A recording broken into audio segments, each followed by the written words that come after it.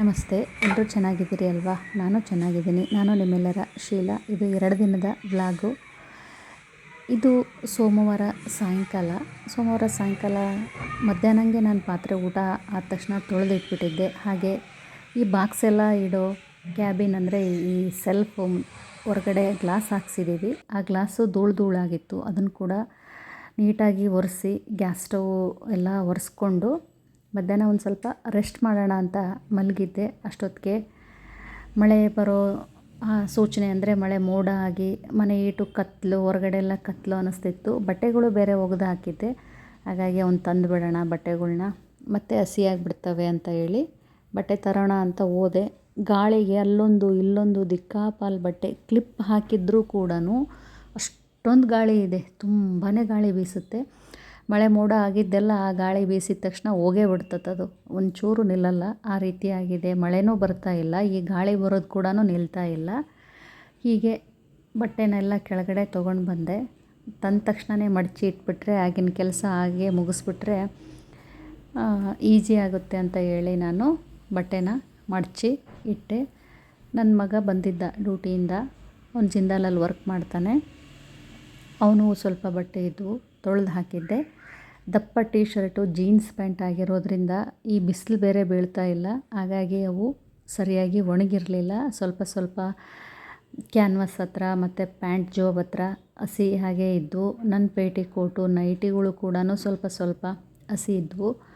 ನಾನು ಮುಂದ್ಗಡೆ ಬಿಸಿಲು ಬಿದ್ದ ಮೇಲೆ ಒಣಗಾಕಿದ್ರಾಯ್ತು ಅಂತ ಹೇಳಿ ಸದ್ಯ ಹಸಿ ಇರೋ ಬೇರೆ ಒಣಗಿರೋ ಬೇರೆ ಒಂದೊಂದು ಸೈಡ್ ಮಾಡಿ ಇಟ್ಟೆ. ಅಷ್ಟೊತ್ತಿಗೆ ನಮ್ಮ ಯಜಮಾನ್ರ ಸ್ನೇಹಿತರೊಬ್ಬರು ತೋಟದಲ್ಲಿ ಕರಿಬೇವು ಬೆಳೀತಾರೆ. ಆ ಕರಿಬೇವು ತಂದು ಕೊಟ್ಟರು. ಅದನ್ನು ಸೋಸಿ ಇಟ್ಕೊಂಡು ಬಿಡೋಣ ಕರಿಬೇವು ಅಂತ ಹೇಳಿ ಕರಿಬೇವನ್ನ ತೆರೆದು ಇಟ್ಕೊಂಡ್ಬಿಟ್ರೆ ಅಡುಗೆ ಮಾಡುವಾಗ ಈಸಿ ಆಗಿಬಿಡುತ್ತೆ ಅಂತ ಹೇಳಿ ನಾನು ಅದನ್ನು ಒಂದು ನ್ಯೂಸ್ ಪೇಪರ್ ಹಾಸ್ಕೊಂಡು ಕರಿಬೇವನ್ನೆಲ್ಲ ತೆರೆದಿಟ್ಕೊಂಡೆ.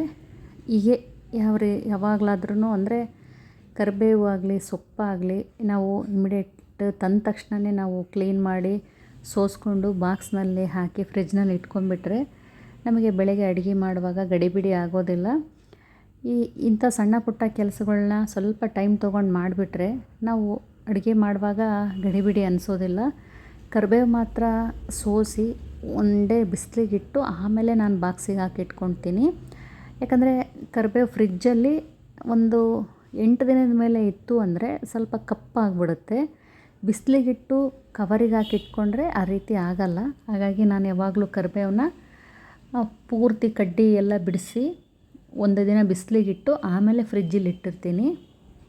ಬಿಸಿಲಿಗಿಡಬೇಕು ಅಂದರೆ ಬಿಸಿಲೇ ಬಿದ್ದಿಲ್ಲ. ಈಗ 8ರಿಂದ 10 ದಿವಸ ಆಗ್ತಾ ಬಂತು. ಮಳೆನೂ ಇಲ್ಲ, ಇತ್ಲಾಗೆ ಬಿಸಿಲೂ ಇಲ್ಲ, ಬರೀ ಗಾಳಿ ಬೀಸ್ತಾ ಇದೆ. ತುಂಬಾ ಗಾಳಿ, ಹೇಳ್ತಿರೋದು ಗಾಳಿ. ಸಣ್ಣ ಮಕ್ಕಳಿದ್ದರೆ ಮನೆಯಲ್ಲಿ ಪಾಪ ಬಾಣಂತಿ ಚಿಕ್ಕ ಮಕ್ಕಳು ಇದ್ದರೆ ಈ ಗಾಳಿಗೆ ಅವ್ರಿಗೆ ಎಷ್ಟು ಕಷ್ಟನೋ, ಶೀತ ಆಗಿಬಿಡುತ್ತೇನೋ ಅಂತ ಅನ್ನಿಸ್ತಾ ಇರುತ್ತೆ. ಕಸ ಎಲ್ಲ ಗುಡಿಸಿ ಮ್ಯಾಟ್ ಎಲ್ಲ ಜಾಡಿಸಿ ಹಾಕಿ ನಂತರ ಹೊಚ್ಚಲಿಗೆ ಸ್ವಲ್ಪ ನೀರು ಚಿಮುಕ್ಸಿ ಸಂಜೆ ಹೊತ್ತು ಕೂಡ ಸ್ವಲ್ಪ ಬೆಳಗ್ಗೆ ಹೊಚ್ಚಲಿ ತೊಳೆದಿರ್ತೀವಂದ್ರೂ ಸಂಜೆ ಕಸ ಎಲ್ಲ ಗುಡಿಸಿದ ಮೇಲೆ ಹೊಚ್ಚಲಿಗೆ ಸ್ವಲ್ಪ ನೀರು ಹಾಕಿಯೇ ನಾನು ದೀಪ ಹಚ್ಚೋದು. ಯಾವಾಗಲೂ ಕಸ ಎಲ್ಲ ಗುಡಿಸಿ ಹೊಸಲಿಗೆ ನೀರು ಹಾಕಿ ಆದಮೇಲೆ ತಲೆಗೆ ಸ್ವಲ್ಪ ಎಣ್ಣೆ ಹಚ್ಕೊಂಡ್ಬಿಟ್ಟು ತಲೆಯೆಲ್ಲ ಬಾಚಿಕೊಂಡು ಮುಖ ತೊಳ್ಕೊಂಡು ದೀಪ ಹಚ್ಚಿದ್ರಾಯಿತು. ಆವಾಗಲೇ 6 ಗಂಟೆ ಆಗ್ತಾ ಬಂದಿತ್ತು ನನ್ನ ಕೆಲಸ ಮುಗಿಯೋದ್ರಲ್ಲಿ. ದೀಪ ಹಚ್ಚಿ ಅಲ್ಲಿ ನಮ್ಮ ಮಾವನವರ ಅತ್ತೆಯವರ ಫೋಟೋ ಇಟ್ಟಿದ್ದೀವಿ, ಅಲ್ಲಿಗೆ ಊದುಬತ್ತಿ ಬೆಳಗಿ, ದ್ವಾರ ಬಾಗಿಲಿಗೂ ಊದುಬತ್ತಿ ಬೆಳಗಿ, ತುಳಸಿ ದೇವಿಗೂ ಊದುಬತ್ತಿ ಬೆಳಗಿ ನಮಸ್ಕಾರ ಮಾಡಿಕೊಂಡು ಸಂಜೆನ ಇವತ್ತು ಮುಗಿಸ್ತಾ ಇದ್ದೀನಿ. ಹೀಗೆ ಒಳಗಿದ್ದು ಬೇಜಾರಾದಾಗ ಸ್ಟೇರ್ಕೇಸ್ ಮೇಲೆ ಕೂತಿರ್ತೀನಿ. ಮಕ್ಕಳಿದ್ದರೆ ಮಾತಾಡ್ತಾ ಕೂತಿರ್ತೀನಿ, ಮನೆಯವರಿದ್ದರೆ ಮಾತಾಡ್ತಾ ಕೂತಿರ್ತೀನಿ. ಒಬ್ಬಳೇ ಆದಾಗ ಆ ಸ್ಟೇರ್ಕೇಸ್ ಮೇಲೆ ಕೂತಿರ್ತೀನಿ. ಅದು ನನ್ನ ಇಷ್ಟದ ಜಾಗ. ಹೊರಗಡೆ ಹೋಗೋದು ಬರೋದು ನೋಡ್ಕೊತ ಕೂತಿರ್ತೀನಿ. ಹೀಗೆ ಅದು ಇಂದಿನ ದಿನದ ಸೋಮವಾರದ ವ್ಲಾಗು. ಅಲ್ಲಿಗೆ ಅದನ್ನು ಸ್ಟಾಪ್ ಮಾಡಿ ಇದು ಮಂಗಳವಾರ ಬೆಳಗಿನದು ಕಂಟಿನ್ಯೂ ವ್ಲಾಗ್ ಆಗಿರುತ್ತೆ. ಬೆಳಗ್ಗೆ ಎಲ್ಲ ಕಸ ಅಂದು ನೆಲ ಒರೆಸುವಾಗ ಬಕೆಟಿಗೆ ಬಿಸಿನೀರು ಹಾಕ್ಕೊಂಡಿರ್ತೀನಿ ನಾನು ನೆಲ ಒರೆಸುವಾಗ. ಹಾಗೆ ಸ್ವಲ್ಪ ಪಿನಾಯಿಲ್ ಕೂಡ ಹಾಕಿರ್ತೀನಿ. ಪಿನಾಯಿಲ್ ಜೊತೆಗೆ ನಾನು ತಪ್ಪದೆ ಉಪ್ಪು ಸೇರಿಸಿರ್ತೀನಿ, ಹರಳುಪ್ಪು ಸೇರಿಸಿ ನಾವು ನೆಲ ಒರೆಸೋದ್ರಿಂದ ಮನೆಯಲ್ಲಿರೋ ನೆಗೆಟಿವಿಟಿ ಎಲ್ಲ ಹೋಗುತ್ತೆ. ಹಾಗಾಗಿ ನೀವು ಕೂಡ ಇದನ್ನು ಫಾಲೋ ಅಪ್ ಮಾಡಿ ಅಂತ ಹೇಳ್ತೀನಿ. ನಾನು ಇದನ್ನು ತುಂಬ ದಿನದಿಂದ ಮಾಡ್ತಾಯಿದ್ದೀನಿ. ಬಂಡೆ ಒರೆಸುವಾಗ ಉಪ್ಪು ಹಾಕಿ ಒರೆಸ್ಬಿಟ್ರೆ ಏನೋ ಒಂದು ಪೀಸ್ ಆಫ್ ಮೈಂಡ್ ಅನಿಸುತ್ತೆ. ಹಾಗೆ ನೀವು ಎಲ್ಲಾದರೂ ಬಹಳ ಜನಗಳು ಸೇರಿರ್ತಕ್ಕಂಥ ಪ್ಲೇಸಿಗೆ ಹೋಗಿರ್ತೀರ, ಅಂದರೆ ಫಂಕ್ಷನ್ಸು, ಏನಾದರೂ ಸಮಾರಂಭ, ಈ ರೀತಿ ಹೋಗಿ ಬಂದಾಗ ಸ್ನಾನ ಮಾಡುವಾಗ ನೀವು ಕೂಡ ಸ್ವಲ್ಪ ಸ್ನಾನದ ಬಕೆಟಿಗೆ ಉಪ್ಪು ಹಾಕಿ ಸ್ನಾನ ಮಾಡಿ. ಆಗ ನೋಡಿ ನಿಮಗೂ ಎಷ್ಟು ರಿಲೀಫ್ ಅನಿಸುತ್ತೆ ಅಂತ. ಬಹಳ ಜನಗಳ ಮಧ್ಯ ಸಂದಣಿ ಹೋಗಿ ಬಂದಾಗ ಏನೋ ಒಂಥರ ಬಾಡಿ ಪೇನ್ ಅನಿಸೋದು, ಸುಸ್ತು ಅನಿಸೋದು ಈ ರೀತಿ ಆಗ್ತಾ ಇರುತ್ತಲ್ಲ, ಅದು ಕೂಡ ನಿಮಗೆ ಆಗಲ್ಲ. ಅದು ಭಾಳ ಜನಸಂದಣಿ ನಡುವೆ ಹೋದಾಗ ಮನುಷ್ಯನ ಒಬ್ರಿಗೊಬ್ಬರು ಪಾಸಿಟಿವಿಟಿ ನೆಗೆಟಿವಿಟಿ ಪಾಸ್ ಆಗಿರ್ತವೆ. ಹಾಗಾಗಿ ನಾವು ಒಂದು ಸ್ವಲ್ಪ ಉಪ್ಪು ಹಾಕ್ಕೊಂಡು ಸ್ನಾನ ಮಾಡಿಬಿಟ್ರೆ ರಿಲೀಫ್ ಅನಿಸುತ್ತೆ. ನಾನು ಒಳಗಡೆ ನೆಲ ಒರೆಸೋಕ್ಕೆ ಒಂದು ಬೇರೆ ನೆಲ ಒರೆಸೋದು ಸ್ಟಿಕ್ಕು, ಹೊರಗಡೆ ವರಾಂಡ ಒರೆಸೋದು ಕೂಡ ಬೇರೆ ಮಾಡಿರ್ತೀನಿ. ಅದರಿಂದ ಒರೆಸಿ ನಂತರ ಮತ್ತೆ ನೆಲ ಒರೆಸಿ ಆದ ತಕ್ಷಣ ರಂಗೋಲಿ ಹಾಕೋಕ್ಕಿಂತ ಮುಂಚೆ ಬದನೆಕಾಯಿನ ಫ್ರಿಜ್ಜಿಂದ ಹೊರಗಡೆ ತೆಗೆಯೋದು ನೆನಪಾಯಿತು ನನಗೆ. ಬದನೆಕಾಯಿ ಚಟ್ನಿ ಮಾಡ್ತೀನಿ ಅಂದರೆ ನಾನು ಫ್ರಿಜ್ಜಿಂದ ಒಂದು ಅರ್ಧ ಗಂಟೆ ಮುಂಚೆನೇ ತೆಗೆದಿಟ್ಟಿರ್ತೀನಿ. ಅದು ಫುಲ್ ಕೋಲ್ಡ್ ಆಗಿಬಿಟ್ಟಿರುತ್ತಲ್ಲ, ಅಂದರೆ ಪೂರ್ತಿ ಗಟ್ಟಿಯಾಗಿರುತ್ತೆ. ಅದು ಸುಡೋಕ್ಕೆ ಸ್ವಲ್ಪ ಲೇಟ್ ಆಗುತ್ತೆ. ಅದಕ್ಕಾಗಿ ಫ್ರಿಜ್ಜಿಂದ ಸ್ವಲ್ಪ ಮುಂಚೆನೇ ಹೊರಗೆ ತೆಗೆದಿಟ್ಟಿರ್ತೀನಿ. ಸ್ವಲ್ಪ ತೊಗರೆಕಾಳಿದ್ದು ಅದ್ರ ಪಲ್ಯ ಮಾಡೋಣ ಅಂದ್ಕೊಂಡೆ. ಅಷ್ಟೊತ್ತಿಗೆ ನಮ್ಮ ಮನೆಯವರು ತೊಗರೆಕಾಳದ್ದು ಬೇಡ, ಮಡಿಕೆ ಕಾಳು ಪಲ್ಯ ಮಾಡು ಅಂತ ಹೇಳಿದರು. ಮಡಿಕೆ ಕಾಳನ್ನ ಕುಕ್ಕರಿಗೆ ಹಾಕಿ ಸ್ವಲ್ಪ ಉಪ್ಪು ಹಾಕಿ ಬೇಯಿಸೋದಕ್ಕೆ ಇಟ್ಟೆ. ನಾನು ಹಿಂದಿನ ದಿನವೇ ನೆನೆಸಿ ಇಟ್ಬಿಡ್ತಿದ್ದೆ, ಅಂದರೆ ನೆನೆ ಹಾಕಿಬಿಡ್ತಿದ್ದೆ ಮಡಿಕೆ ಕಾಳನ್ನ ಪಲ್ಯ ಮಾಡಬೇಕು ಅಂತ ಅಂದ್ಕೊಂಡಾಗ. ನನಗೆ ಆ ಪ್ಲ್ಯಾನ್ ಇರಲಿಲ್ಲ ಮಡಿಕೆ ಕಾಳು ಪಲ್ಯ ಮಾಡೋದು, ಹಾಗಾಗಿ ನೆನೆಸಿರಲಿಲ್ಲ. ಕುಕ್ಕರಿಗೆ ಬೇಯಿಸಿ ಮಾಡಿದ್ರಾಯ್ತು ಅಂತ ಹೇಳಿ ನಾನು ಕುಕ್ಕರಿಗೆ ಬೇಯಿಸಿ ಮಾಡಬೇಕಂದ್ರೆ ಒಂದು 10 ವಿಸಿಲಾದರೂ ಹಾಕಿಸ್ಬೇಕು. ಯಾಕಂದರೆ ನೆನೆಸಿಟ್ಟಿರಲ್ಲ ಮಡಿಕೆ ಕಾಳು, ಅದು ಗಟ್ಟಿಯಾಗಿಬಿಡುತ್ತೆ ಪಲ್ಯ. ಜಾಸ್ತಿ ಹೊತ್ತು ವಿಸಿಲ್ ಹಾಕಿಸಿದ್ರೆ ಮಾತ್ರ ಚೆನ್ನಾಗಿ ಬೆಂದಿರುತ್ತೆ. ಹಾಗೆ ಬದನೆಕಾಯಿನೂ ಸುಡೋದಕ್ಕೆ ಇಟ್ಟೆ. ಅಷ್ಟೊತ್ತಿಗೆ ಅವರು 1 ಲೀಟ್ರ್ ಹಾಲು ತೊಗೊಂಡು ಬಂದರು. ನಮ್ಮಿಬ್ಬರಿಗೆ ಯಾವಾಗಲೂ ಅರ್ಧ ಲೀಟ್ರ್ ತರ್ತಾಯಿದ್ರು. ಇವತ್ತು 1 ಲೀಟ್ರು, ಅರ್ಧ ಲೀಟ್ರು ಎಪ್ಪ ಹಾಕಿಬಿಡು, ಇನ್ನೂ ಅರ್ಧ ಲೀಟ್ರು ಬಳಸೋದಕ್ಕೆ ಯೂಸ್ ಮಾಡು ಅಂತ ಹೇಳ್ತಾಯಿದ್ರು. ಅಷ್ಟೇ ಮಾಡಿದ್ರಾಯ್ತು ಅಂತ. ಮೊಸರನ್ನ ರೆಡಿಮೇಡ್ ತರೋದ್ರಿಂದ ತಿನ್ನೋಕ್ಕೆ ಚೆನ್ನಾಗಿ ಅನಿಸಲ್ಲ. ಹಾಗಾಗಿ ಮನೆಯಲ್ಲೇ ಅರ್ಧ ಲೀಟ್ರ್ ಹಾಲು ಎಕ್ಸ್ಟ್ರಾ ತಂದು ಹಾಕಿರ್ತೀವಿ. ಹೀಗೆ ಹಾಲು ಕಾಯೋದಕ್ಕೆ ಇಟ್ಟರೆ ಆಯಿತು ಅಂತ ಹೇಳಿ ಪಾತ್ರೆಗೆ ಹಾಲು ತೆಗೆದೆ. ಅಷ್ಟೊತ್ತಿಗೆ ಮಡಿಕೆ ಕಾಳನ್ನು ಬೇಯೋಕ್ಕಿಟ್ಟೆ ಮತ್ತು ಬದನೆಕಾಯಿನೂ ಸುಡೋದಕ್ಕಿಟ್ಟೆ. ಒಂದು ಕೊತ್ತಂಬರಿ ಸೊಪ್ಪು ಆಲ್ರೆಡಿ ಇತ್ತು ಮನೆಯಲ್ಲಿ. ಮತ್ತು ಅವ್ರ ಕೆಳಗಡೆ ಹಾಲು ತರೋಕ್ಕಂತ ಹೋದಾಗ ಮತ್ತೆ ಇನ್ನೊಂದು ಕೊತ್ತಂಬರಿ ಪಾಲಕ್ ಸೊಪ್ಪು ತೊಗೊಂಡು ಬಂದರು. 2 ಕೊತ್ತಂಬರಿ ಸೊಪ್ಪು ದೊಡ್ಡ ಇರೋದ್ರಿಂದ ನಾನು ಹಿಂದೆಲೇ ಸೋಸಿ ಡಬ್ಬಕ್ಕೆ ಹಾಕಿ ಇಟ್ಬಿಟ್ರೆ ಆಯಿತು ಅಂತ ಸೋಸೋದಕ್ಕೆ ಅದನ್ನು ಕ್ಲೀನ್ ಮಾಡ್ತಾಯಿದ್ದೆ. ಅದನ್ನು ಕ್ಲೀನ್ ಮಾಡುವಾಗ ಎಷ್ಟೊಂದು ಅದರಲ್ಲಿ ಕಾಂಗ್ರೆಸ್ ಗಿಡ ಹುಲ್ಲು ಸಿಗ್ತಾನೇ ಇತ್ತು. ಕ್ಲೀನ್ ಮಾಡುವಾಗ ಕೊತ್ತಂಬರಿ ಸೊಪ್ಪಿನಕಿನ್ನ ಜಾಸ್ತಿ ಬಂದಿದ್ದೆ ಕಸ ನನಗೆ. ಇದು ಅರ್ಧಂಬರ್ಧ ಮಳೆ ಬರೋದ್ರಿಂದ ಅದು ಕೊತ್ತಂಬರಿ ಬೆಳೆಯೋದಕ್ಕಿಂತ ಅದ್ರ ಜೊತೆಗೆ ಬೇಡವಾಗಿರೋ ಹುಲ್ಲು ಜಾಸ್ತಿ ಬೆಳೆದ್ಬಿಟ್ಟಿರುತ್ತೆ ರೈತರಿಗೆ. ಪಾಪ ಅವ್ರೇನು ಮಾಡ್ತಾರೆ, ಕೀಳುವಾಗ ಅದ್ರ ಜೊತೆಗೆ ಬಂದಿರುತ್ತೆ, ಅದನ್ನು ಸೇರಿಸಿ ಅವರು ಶಿವುಡು ಕಟ್ಟಿ ಮಾರಿರ್ತಾರೆ ಅಷ್ಟೇ. ಪಾಪ ರೈತರದ್ದು ಅಷ್ಟೇ ಜೀವನ. ರೈತರು ಕಷ್ಟಪಟ್ಟರೆ ನಾವೆಲ್ಲ ಆರಾಮಾಗಿ ಕೂತ್ಕೊಂಡು ತಿನ್ನೋಕ್ಕಾಗೋದು ಅಲ್ವಾ. ರೈತರನ್ನ ಯಾವತ್ತೂ ನಾವು ನೆನೆಸ್ಕೊಂಡೇ ಊಟ ಮಾಡಬೇಕು. ಅವ್ರದ್ದು ಮೋಸ ಅನ್ಯಾಯ ಅಂತ ಏನೂ ಇರಲ್ಲ, ಮಾಡಬೇಕು ಅಂತ ಏನೂ ಮಾಡಲ್ಲ. ಮಾರ್ಕೆಟಿಗೆ ಬರೋವಷ್ಟರಲ್ಲಿ ಬಾಡಿರುತ್ತೆ, ಅಥವಾ ಏನೋ ಒಂದು ಇಷ್ಟು ಕ್ವಾಂಟಿಟಿ ಕಡಿಮೆ ಆಗಿರುತ್ತೆ. ಅದು ನಮ್ಮ ಕೈ ತಲುಪೋದ್ರಲ್ಲಿ ಅದರ ಏನೇನೋ ಚೇಂಜಸ್ ಆಗಿರುತ್ತೆ. ಹಾಗಾಗಿ ರೈತರದ್ದೇನು ತಪ್ಪಿರಲ್ಲ, ಮಧ್ಯವರ್ತಿಗಳಿಂದನೇ ಇವೆಲ್ಲ ನಡೀತಾ ಇರ್ತವೆ. ಹೀಗೆ ಕೊತ್ತಂಬರಿ ಸೊಪ್ಪನ್ನೆಲ್ಲ ಸೋಸಿಟ್ಟು ಸ್ವಲ್ಪ ಪಲ್ಯ ಚಟ್ನಿ ಮಾಡೋದಕ್ಕೆ ಬೇಕಾದಷ್ಟು ಕೊತ್ತಂಬರಿ ಕಡೆಗೆ ತೆಗೆದು ಫ್ರಿಜ್ಜಲ್ಲಿ ಇಟ್ಬಿಟ್ಟೆ. ಇವತ್ತು ಉಳ್ಸೆಪ್ಪು ಮಾಡ್ತಾಯಿದ್ದೀನಿ. ಅಂದರೆ ಉಳ್ಸೆಪ್ಪು ಅಂದರೆ ಗೊತ್ತಿರುತ್ತೆ ನಮ್ಮ ಕಡೆ ನಾವೇನಂದರೆ ಪಾಲಕ್ ಸೊಪ್ಪು, ಈರುಳ್ಳಿ, ಟೊಮೊಟೊ ಹಣ್ಣು, ತೊಗರಿಬೇಳೆಗೆ ಹಸಿಮೆಣ್ಸಿನ್ಕಾಯಿನೂ ಮತ್ತು ಒಂದು ಬದನೆಕಾಯಿನೂ ಹೆಚ್ಚಿ ಹಾಕಿ ಸಾರು ಮಾಡ್ತೀವಿ. ಅದನ್ನು ಉಳ್ಸೆಪ್ಪು ಅಂತೀವಿ. ಅದನ್ನು ನಮ್ಮ ಅತ್ತೆ ಬಹಳ ರುಚಿಯಾಗಿ ಮಾಡ್ತಾಯಿದ್ರಂತೆ. ನಮ್ಮ ಯಜಮಾನ್ರು ಹೇಳ್ತಾ ಇರ್ತಾರೆ ಯಾವಾಗಲೂ, ನಮ್ಮವ್ವ ಭಾಳ ಚೆನ್ನಾಗಿ ಉಳ್ಸೆಪ್ಪು ಮಾಡ್ತಾಯಿದ್ಲು ಅಂತ. ಮತ್ತು ಅವ್ರ ದೊಡ್ಡಮ್ಮ ಕೂಡ, ಅಂದರೆ ನಮ್ಮ ಮನೆಯವರ ಅತ್ತೆಯ ಅಕ್ಕ ಕೊಟ್ಟೂರಲ್ಲಿ, ಅವರು ಕೂಡ ಬಹಳ ರುಚಿಯಾಗಿ ಮಾಡ್ತಾಯಿದ್ರಂತೆ. ಅದನ್ನು ಕೂಡ ಯಾವಾಗಲೂ ನೆನೆಸ್ಕೊತಾ ಇರ್ತಾರೆ. ಹೀಗೆ ನಾನು ಅದನ್ನು ಸೊಪ್ಪು, ಟೊಮೊಟೊ, ಈರುಳ್ಳಿನ ಹೆಚ್ಚಿ ರೆಡಿ ಮಾಡಿ ಇಟ್ಕೊಂಡೆ. ಬದನೇಕಾಯಿ ಹಾಕೋದು ಬೇಡ, ಯಾಕಂದರೆ ಬದನೇಕಾಯಿ ಚಟ್ನಿ ಮಾಡ್ತಾಯಿದ್ದೀನಿ ಮತ್ತು ಸಾಂಬಾರಲ್ಲೂ ಬದನೇಕಾಯಿ ಹಾಕಿದರೆ ಅದೇ ರೀತಿ ಆಗಿಬಿಡುತ್ತೆ ಅಂತ ಹೇಳಿ ಮಡಕೆ ಕಾಳು ಪಲ್ಯಕ್ಕೆ ಈರುಳ್ಳಿ ಟೊಮೊಟೊ ಎಲ್ಲ ಹೆಚ್ಚಿಟ್ಕೊಂಡೆ, ಹಸಿಮೆಣ್ಸಿನ್ಕಾಯಿನೂ.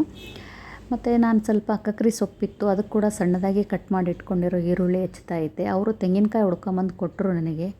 ನಾನು ಇದನ್ನೆಲ್ಲ ಮಾಡೋ ಅಷ್ಟರಲ್ಲಿ ಗ್ಯಾಸ್ ಸ್ಟವ್ ಮೇಲೆ ಹಾಲು ಇಟ್ಟಿರೋದೇ ಮರೆತುಬಿಟ್ಟಿದ್ದೀನಿ. ತಿರುಗಿ ನೋಡೋ ಅಷ್ಟರಲ್ಲಿ ಉಕ್ಕಿ ಹೋಗಿದೆ ಹಾಲು. ಮತ್ತು ಒಂದಕ್ಕೆರಡು ಕೆಲಸ, ಇದಿಷ್ಟು ಮಾಡೋದ್ರ ಮಧ್ಯೆ ಇದು ಒಂದು ಕೆಲಸ ಆಯಿತು. ಹಂಗೆ ಹರಿಬರಿ ಒರೆಸ್ಕೊಂಡು ಅಡುಗೆ ಮಾಡೋಕ್ಕೆ ಮನಸ್ಸೇ ಆಗೋಲ್ಲ ನನಗೆ. ಪೂರ್ತಿ ಎಲ್ಲ ಕ್ಲೀನ್ ಮಾಡಿಕೊಂಡು ಮತ್ತೆ ಎಲ್ಲ ಸ್ಟಾರ್ಟ್ ಮಾಡಿದೆ. ಇನ್ನೂ ಸ್ವಲ್ಪ ಉಳಿದ ಕೆಲಸ ಎಲ್ಲ ಕ್ಲೀನಾಗೆಲ್ಲ ಹಾಲು ಉಕ್ಕಿದ್ದೆಲ್ಲ ಗ್ಯಾಸ್ ಸ್ಟವ್ವು, ಗ್ಯಾಸ್ ಕ್ಯಾಬಿನ್ನು ಕಟ್ಟೆ ಎಲ್ಲ ಒರೆಸ್ಕೊಂಡು, ಮತ್ತು ಇವತ್ತು ಬೇಯಿಸಿಟ್ಕೊಂಡಿದ್ನಲ್ಲ ನಾನು ಮಡಿಕೆ ಕಾಳನ್ನ, ಅದನ್ನು ಕುಕ್ಕರಲ್ಲಿ ಪಲ್ಯ ಮಾಡೋಣ ಅಂತ ಹೇಳಿ ಕುಕ್ಕರ್ಗೆ ಎಲ್ಲ ಒಗ್ಗರಣೆ ಹಾಕಿ, ಅಂದರೆ ಈರುಳ್ಳಿ ಮೆಣಸಿನ್ಕಾಯಿ ಟೊಮೊಟೊ ಎಣ್ಣೆಯಲ್ಲಿ ಒಗ್ಗರಣೆಗೆ ಹಾಕಿ ಮಡಿಕೆ ಕಾಳು ಬೆಂದಿರೋದನ್ನ ಅದಕ್ಕೆ ಸೇರಿಸ್ಬಿಟ್ಟು ಉಪ್ಪು ಅರಿಶಿನ ಮಸಾಲ ಸ್ವಲ್ಪ ಸಕ್ಕರೆ ಹುಣಸೆ ಹುಳಿ ಹಾಕಿ ಮತ್ತು 2ರಿಂದ 3 ವಿಸಿಲ್ ಹಾಕಿಸಿದೆ. ಚೆನ್ನಾಗಿ ಪಲ್ಯ ಆಗಿತ್ತು. ಮೆತ್ತಗಾಗಿರ್ತದೆ ಮಡಿಕೆ ಕಾಳು, ಮೊದಲೇ ಬೇಯಿಸಿಟ್ಟಿದ್ದೀನಲ್ಲ. ಆದರೆ ಇನ್ನೊಮ್ಮೆ ಅದೇ ಕುಕ್ಕರಲ್ಲಿ ಈ ರೀತಿ ಒಗ್ಗರಣೆ ಹಾಕಿ ಪಲ್ಯ ಮಾಡಿದಾಗ ಇನ್ನೂ ಸ್ಮೂತಾಗಿ ರುಚಿ ಹೆಚ್ಚುತ್ತೆ. ಪಲ್ಯನೂ ರೆಡಿ ಆಯಿತು. ಬದನೇಕಾಯಿ ಚಟ್ನಿಗೆ ಬದನೇಕಾಯಿನ ಸುಟ್ಟಿರೋ ಬದನೇಕಾಯಿನ ನೀರಲ್ಲದ್ದಿ ಸಿಪ್ಪೆ ಬಿಡಿಸೋದ್ರಿಂದ ಬೇಗ ಸಿಪ್ಪೆ ಬರುತ್ತೆ. ಅದನ್ನು ಟಿಪ್ಸ್ನ ನಾನು ಯಾವಾಗಲೂ ಫಾಲೋ ಅಪ್ ಮಾಡ್ತೀನಿ. ನನ್ನ ಹಿಂದಿನ ವಿಡಿಯೋದಲ್ಲಿ ಕೂಡ ನಾನು ಹೇಳಿದ್ದೀನಿ. ಆ ಬದನೇಕಾಯಿನ ಸುಲಿದು ಇಟ್ಕೊಂಡೆ. ಟೊಮೊಟೊ ಹಣ್ಣನ್ನು ಹುರಿದಿದ್ದೆ, ಮೆಣಸಿನ್ಕಾಯಿನೂ ಹುರಿದಿದ್ದೆ. ಮತ್ತು ಅಕ್ಕಿ ಸೊಪ್ಪಿಗೆ ಹಸಿ ಕೊಬ್ಬರಿ ನಾನು ರೆಗ್ಯುಲರಾಗಿ ಹಾಕ್ತೀನಿ. ನಮ್ಮ ಮನೆಯವ್ರಿಗೆ ಕೊಬ್ಬರಿ ಹಾಕಲೇಬೇಕು ಅಕ್ಕಿ ಸೊಪ್ಪು ಕಲಿಸಿದಾಗ. ಹಾಗಾಗಿ ತೆಂಗಿನಕಾಯಿ ಹೋಳುಗಳನ್ನ ಮಿಕ್ಸಿ ಮಾಡಿಕೊಂಡು ಅದನ್ನು ಚೆನ್ನಾಗಿ ತರಿಯಾಗಿ ರೆಡಿ ಮಾಡಿಟ್ಕೊಂಡೆ. ಅಕ್ಕಿ ಸೊಪ್ಪಿಗೆ ಕಲಸೋಕ್ಕೆ ಮಾಡಿ ಅದನ್ನು ಒಂದು ಬಾಕ್ಸಿಗೆ ತೆಗೆದಿಟ್ಕೊಂಡು, ಮತ್ತು ಬದನೇಕಾಯಿನ ಸುಲಿದಿರೋದನ್ನ ಕೈಯಿಂದ ಚೆನ್ನಾಗಿ ಕಿವುಚಿ, ಟೊಮೊಟೊ ಹಣ್ಣು ಮೆಣಸಿನ್ಕಾಯಿನ ಮುಂಚೆ ಪೇಸ್ಟ್ ಮಾಡಿಕೊಂಡು ಬದನೇಕಾಯಿ ಕೊತ್ತಂಬರಿ ಬೆಳ್ಳುಳ್ಳಿ ಆಮೇಲೆ ಹಾಕಿ ಬದನೇಕಾಯಿ ಚಟ್ನಿ ಮಾಡಿದೆ. ಈ ರೀತಿ ಮಾಡೋದ್ರಿಂದ ಬದನೇಕಾಯಿ ಚಟ್ನಿ ಬಹಳ ರುಚಿಯಾಗುತ್ತೆ. ಕಡೆ ಅಂತೂ ಬದನೇಕಾಯಿ ಚಟ್ನಿ, ಶೇಂಗಾ ಚಟ್ನಿ, ಟೊಮೊಟೊ ಹಣ್ಣಿನ ಚಟ್ನಿ, ಟೊಮೊಟೊ ಕಾಯಿ ಚಟ್ನಿ ಇವೆಲ್ಲ ಬಹಳ ಜಾಸ್ತಿ ಮಾಡ್ತೀವಿ. ರೆಗ್ಯುಲರಾಗಿ ನಮ್ಮ ಮನೆಯಲ್ಲಿ ಒಂದು ಚಟ್ನಿ ಬೇಕೇ ಬೇಕು ನಮ್ಮ ಯಜಮಾನರಿಗೆ. ಹಾಗಾಗಿ ಒಂದು ಪಲ್ಯ ಜೊತೆ ಚಟ್ನಿ ಮಾಡಿರ್ತೀನಿ.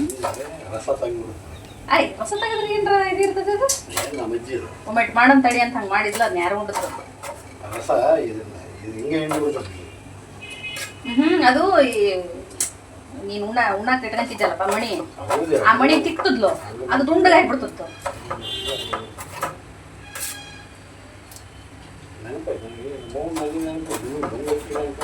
ಅಂದ್ರ ಮುಂಚೆ ನೀನು ಮಾಡಿದ್ದೆ ಹೇಳ್ತಲ್ಲ, ನಾನು ಬಂದ್ಮೇಲೆ ಮಾಡಿದ್ಲು ಒಂದ್ಸಲ. ಈಗ ನಿಮ್ಮ ಅತ್ತಿಗೆ ಬಿಡಿಸ್ಬಿಟ್ಲ, ನೈತಿಗೆ ಅದನ್ನ ಯಾರು ತಿನ್ನಲ್ಲ ನೀನು ಮಾಡಿತ್ತು ಅಂತಂದು ಮಾಡಿದ್ಲ. ಆಯ್ತಾ, ಮತ್ತೆ ಅನ್ನೇಟ್ ಹೇಳ್ತಂದ್ರೆ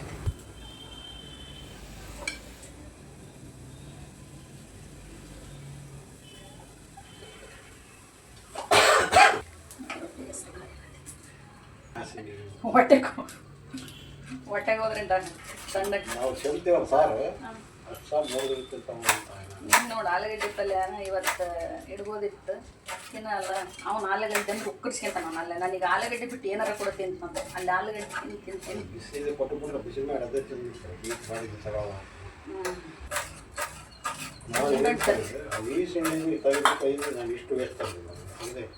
ಅದು ನೀವು ವೇಸ್ಟ್ ಹಿಂಗೆ ಹಾಕತ್ರಿ. ಅದು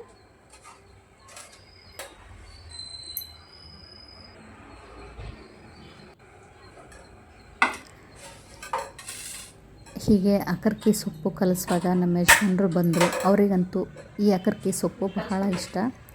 ನಮ್ಮತ್ತೆ ಅಕರ್ಕಿ ಸೊಪ್ಪನ್ನ ಬೇರೆ ರೀತಿಯಲ್ಲಿ ಕಲಿಸ್ತಾ ಇದ್ದರು. ಅದ್ರ ಬಗ್ಗೆ ಇಬ್ಬರು ಮಾತಾಡ್ತಾ ಇದ್ವಿ. ಹಾಗೆ ಅವರು ನಿಂಬೆಹಣ್ಣು ಕೂಡ ತಂದು ಕೊಟ್ಟರು ಫ್ರಿಜ್ಜಲ್ಲಿ. ಹೆಚ್ಚಿ ಅದಕ್ಕೆ ಹಾಕಿ ಕಲಸು ಚೆನ್ನಾಗಾಗುತ್ತೆ ಅಂತ. ಸ್ವಲ್ಪ ಉಪ್ಪು, ನಿಂಬೆಹಣ್ಣು, ಗುರಳ್ ಪುಡಿ, ಸ್ವಲ್ಪ ಪುಟಾಣಿ ಪುಡಿ, ಒಂಚೂರು ಎಣ್ಣೆ ಮತ್ತು ನಿಂಬೆ ರಸ ಇದನ್ನೆಲ್ಲ ಸೇರಿಸಿ ಅಕಕ್ರಿ ಸೊಪ್ಪು, ಈರುಳ್ಳಿ, ಹಸಿ ಕೊಬ್ಬರಿ ಇವು 3ಕ್ಕೆ ಗುರಳ್ ಪುಡಿ, ಪುಟಾಣಿ ಪುಡಿ, ಎಣ್ಣೆ, ಉಪ್ಪು ಸೇರಿಸಿ ಕಲಿಸ್ಬಿಟ್ರೆ ಬಹಳ ರುಚಿಯಾಗಿರುತ್ತೆ. ನಮ್ಮ ಯಜಮಾನ್ರಿಗಂತೂ ಅಕಕ್ರಿ ಸೊಪ್ಪು ಬಹಳ ಇಷ್ಟ. ನಮ್ಮ ಅತ್ತೆ ಕೂಡ ಹಂಗೆ ತುಂಬಾ ಇಷ್ಟಪಡ್ತಾಯಿದ್ರು. ಪೂರ್ತಿ ಸೀಸನ್ ಮುಗಿಯೋವರೆಗೂ ಡೈಲಿ ಅಕರ್ಕಿ ಸೊಪ್ಪನ್ನ ಬರೀ ಕಲಿಸ್ಲಾರ್ದೇ ಹೊಲದಿಂದ ಕಿತ್ಕೊಂಬಂದು ಕೊಟ್ಟಿರೋದನ್ನ ತೊಳ್ಕೊಂಡು ರೊಟ್ಟಿ ಜೊತೆಗೆ ಹಾಗೇ ತಿಂದುಬಿಡ್ತಾ ಇದ್ಲು ನಮ್ಮ ಅತ್ತೆ. ಅದು ಆರೋಗ್ಯಕ್ಕೂ ಕೂಡ ಒಳ್ಳೆಯದು. ಹಾಗಾಗಿ ಅವರು ತುಂಬ ಗಟ್ಟಿಯಾಗಿದ್ದರು ಅಂತಲೂ ಹೇಳ್ಬೋದು. ಹೀಗೆ ಈ ಪಲ್ಯ, ಚಟ್ನಿ, ಸೊಪ್ಪು ಇದನ್ನೆಲ್ಲ ಮಾಡ್ತಾನೆ ರೊಟ್ಟಿಗೆ ಜಿಗಿ ಮಾಡಿಕೊಂಡು ಸ್ಲ್ಯಾಬ್ ಮೇಲೆ ಹರಡಿದೆ ತಣ್ಣಗಾಗೋದಕ್ಕೆ. ಅಷ್ಟರಲ್ಲಿ ಮತ್ತು ಕುಕ್ಕರ್ ಖಾಲಿ ಮಾಡಿ ಅದಕ್ಕೆ ಉಳ್ಸೆಪ್ ಮಾಡೋದಕ್ಕೆ ಹೆಚ್ಚಿಟ್ಕೊಂಡಿದ್ದೆ ಸೊಪ್ಪು, ಟೊಮೊಟೊ, ಈರುಳ್ಳಿನ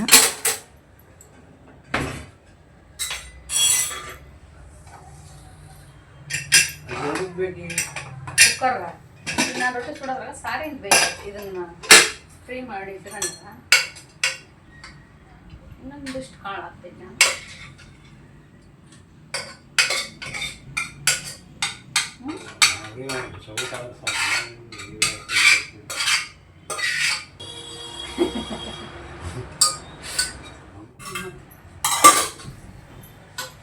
ಅದನ್ನೆಲ್ಲ ಖಾಲಿ ಮಾಡಿ ಅಂದರೆ ಬೇರೆ ಬಟ್ಲಿಗೆ ತೆಗೆದು ಕುಕ್ಕರ್ನ ಖಾಲಿ ಮಾಡಿಕೊಂಡು ಉಳ್ಸಪ್ ಮಾಡೋದಕ್ಕೆ ನಾನು ಹೆಚ್ಚಿಟ್ಟಿದ್ನಲ್ಲ ಅದನ್ನು ಕುಕ್ಕರಿಗೆ ಹಾಕಿ ಬೇಯಿಸೋದಕ್ಕೆ ಇಟ್ಟೆ.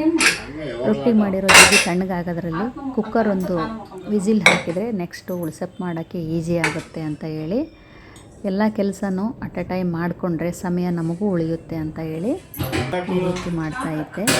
ಮತ್ತು ನಮ್ಮ ಯಜಮಾನ್ರಿಗೆ ಹಸಿವೆ ಆಗಿದೆ. ಅವರು ಮತ್ತೆ ಏನು ಮಾಡ್ತಾಯಿದ್ದೀಯ ರೊಟ್ಟಿ ಮಾಡೋದು ಬಿಟ್ಟು ಅಂತ ಕೇಳ್ತಾಯಿದ್ರು ಬಂದು. ಅದನ್ನೇ ಅವ್ರಿಗೆ ಹೇಳ್ತಾ ಇದ್ದೆ. ನಗ್ತಾಯಿದ್ರು ಅವರು. ಹೀಗೆ ಅವ್ರ ಫ್ರೆಂಡು ಅವ್ರ ಮನೇಲಿ ಮಾಡ್ತಾಯಿದ್ದೆ ಇದ್ರ ಬಗ್ಗೆ ಏನೋ ಚರ್ಚೆ ಮಾಡಿ ಮಾತಾಡಿ ನಗಾಡ್ತಿದ್ವಿ. ಸ್ವಲ್ಪ ತೊಗರಿಬೇಳೆ ಜಾಸ್ತಿ ಹಾಕಿ ಉಳ್ಸೆಪ್ ಮಾಡೋದ್ರಿಂದ ಬಹಳ ರುಚಿಯಾಗಿ ಬರುತ್ತೆ. ಇದನ್ನು ಬಳ್ಳಾರಿಯಲ್ಲೊಬ್ಬರು ಲಕ್ಷ್ಮಮ್ಮ ಅಂತಂದೇಳಿ ಅವ್ರು ಬಹಳ ರುಚಿಯಾಗಿ ಮಾಡ್ತಿದ್ರಂತೆ. ಅದನ್ನು ನಮ್ಮ ಯಜಮಾನ್ರಂತೂ ಹೇಳೋದೇ ಯಾವಾಗಲೂ, ಲಕ್ಷ್ಮಮ್ಮ ಮಾಡ್ದಂಗೆ ಉಳ್ಸೆಪ್ಪು ನೀವು ಯಾರೂ ಮಾಡಲ್ಲ ಅಂತ. ನಮ್ಮ ಯಜಮಾನ್ರು ಸ್ವಲ್ಪ ಊಟ ಟೇಸ್ಟಾಗಿರಬೇಕು. ಯಾರಾದರೂ ಚೆನ್ನಾಗಿ ಊಟ ಅಂದರೆ ಅವರಿಗೆ ಟೇಸ್ಟಾಗಿ ಮಾಡಿಕೊಟ್ಟಿರೋದು ಏನಾದರೂ ಊಟ ಮಾಡಿ ಬಂದಿದ್ದರೆ ಅದನ್ನ ನೆನಪಿನಲ್ಲಿ ಹಾಗೇ ಇಟ್ಕೊಂಡಿರ್ತಾರೆ. ಅದನ್ನು ಯಾವಾಗಲೂ ನಾನು ಮಾಡಿದಾಗ ಕಂಪೇರ್ ಮಾಡಿ ಆ ಟೇಸ್ಟು ನನ್ನ ಟೇಸ್ಟ್ ಹೇಗಿತ್ತು ಅಂತ ಅದ್ರ ಬಗ್ಗೆ ವಿಮರ್ಶೆ ಮಾಡ್ತಾರೆ. ಆ ರೀತಿ ಮಾಡಿದ್ರು ಇದು ಇನ್ನೂ ಹಿಂಗಾಗಬೇಕಾಗಿತ್ತು, ನೆಕ್ಸ್ಟ್ ನೀನು ಇದನ್ನು ಈ ರೀತಿಯಾಗಿ ಮಾಡು ಅಂತ ಕೂಡ ಹೇಳ್ತಾರೆ. ಹೀಗೆ ಅವರಿಗೆ ತಟ್ಟೆಗೆ ಊಟಕ್ಕೆ ಹಾಕಿಕೊಟ್ಟು ನಂತರ ನಾನು ರಾತ್ರಿ ಸ್ವಲ್ಪ ಅನ್ನ ಮಿಕ್ಕಿತ್ತು. ರಾತ್ರಿ ಅನ್ನ ಉಣ್ಣೋದು ಮುಂಚೆ ಎಲ್ಲ ತಂಗಳನ್ನ ಉಣ್ಣೋರು ಬಡವರು, ವೇಸ್ಟ್ ಮಾಡದೇ ಇರೋ ಜಿಪುಣರು ಅಂತ ಹೇಳ್ತಾಯಿದ್ರು. ಈಗೆಲ್ಲ ತಂಗಳನ್ನು ಊಟ ಮಾಡೋದ್ರಿಂದ ಅದರಲ್ಲಿ ವಿಟಮಿನ್ B12 ಇರುತ್ತೆ, ಬಹಳ ಒಳ್ಳೆಯದು ಆರೋಗ್ಯಕ್ಕೆ ಅಂತ ಹೇಳ್ತಾ ಇದ್ದಾರೆ. ನಾವಂತೂ ಯಾವಾಗಲೂ ಊಟ ಮಾಡಿದ್ದೀವಿ ತಂಗಳನ್ನು. ನಾವು ರೈತರ ಮನೆಯವರು, ಹಳ್ಳಿಯವರು, ಹಾಗಾಗಿ ಯಾವುದನ್ನು ವೇಸ್ಟ್ ಮಾಡೋಲ್ಲ. ಆ ಅನ್ನಕ್ಕೆ ಮೊಸರು, ಬೆಳ್ಳುಳ್ಳಿ, ಕೊತ್ತಂಬರಿ ಮತ್ತು ಹಸಿಮೆಣ್ಸಿನ್ಕಾಯಿನ ಸೇರಿಸಿ ಕಲಸಿಟ್ಕೊಂಡೆ. ನಮ್ಮ ಮನೆಯವ್ರದ್ದು ಊಟ ಮುಗಿತಾ ಬಂತು. ಅದೇ ತಟ್ಟೆಯಲ್ಲಿ ನನ್ನ ಮಗನೂ ಕೂಡ ನನಗೂ ಊಟಕ್ಕೆ ಹಾಕ್ಕೊಟ್ಬಿಡಮ್ಮ ಅಪ್ಪಾಜಿ ತಟ್ಟೆ ಅಲ್ಲೇ ಅಂತ ಹೇಳ್ದ. ಅವನಿಗೂ ಊಟಕ್ಕೆ ಹಾಕ್ಕೊಟ್ಟೆ. ಅವನು ಊಟ ಮಾಡ್ದ. ನಾನು ಸ್ನಾನ ಮುಗಿಸಿ ಪೂಜೆನೂ ಮಾಡಿ ನಾನು ಊಟ ಮಾಡಿ ಸ್ವಲ್ಪ ಹೊತ್ತು ರೆಸ್ಟ್ ಮಾಡಿದೆ. ಮತ್ತೆ ಬಟ್ಟೆ ಮೇಲಿಂದ ಕೆಳಗಡೆ ತೊಗೊಂಡು ಬಂದು ಮನೆ ಮುಂದೆನೇ ಗ್ರಿಲ್ಲಿಗೆ ಒಣಗಿಸ್ಕೊಂಡೆ. ಮಳೆ ಸ್ವಲ್ಪ ಬರ್ತಿತ್ತು, ಹೋಗ್ತಾ ಇತ್ತು, ಮೇಲೆ ಸರಿಯಾಗಿ ಒಣಗಲ್ಲ ಅಂತ. ನನ್ನ ವಿಡಿಯೋ ಇಷ್ಟ ಆಗಿದ್ದರೆ ಲೈಕ್ ಮಾಡಿ. ಮತ್ತೆ ಸಿಗ್ತೀನಿ. ಧನ್ಯವಾದ ಎಲ್ರಿಗೂ.